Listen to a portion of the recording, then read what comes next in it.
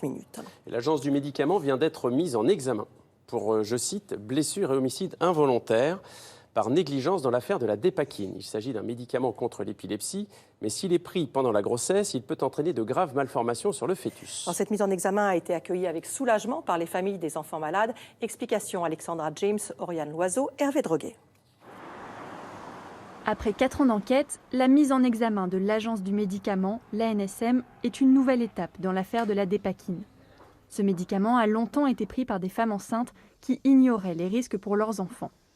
J'ai été obligée de prendre la Dépakine parce que je suis épileptique, mais j'aurais bien aimé que lors de ma grossesse, ils me préviennent, qu'on me donne le choix.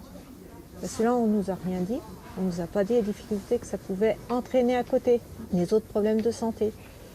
Et là, j'ai l'impression d'avoir empoisonné mes enfants, que c'est à cause de moi qu'ils sont dans cet état, qu'ils ont tous ces problèmes de santé. En juillet 2020, le laboratoire Sanofi, qui commercialise ce médicament, a déjà été mis en examen.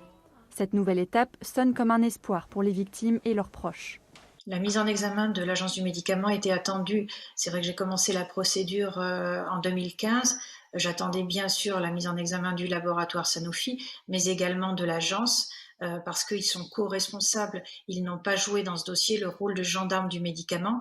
Et voilà, après la mise en examen en août dernier du laboratoire pour tromperie, blessure et homicide involontaire, le fait que l'agence arrive pour blessure et homicide involontaire, c'est satisfaisant et bien sûr que je l'attendais avec impatience.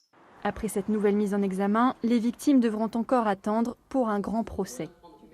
Cette mise en examen, c'est une étape supplémentaire vers la tenue d'un grand procès pénal pour les victimes de la Dépakine. Alors quand ce procès pénal pourra-t-il avoir lieu? Vraisemblablement pas avant 4 à 5 années.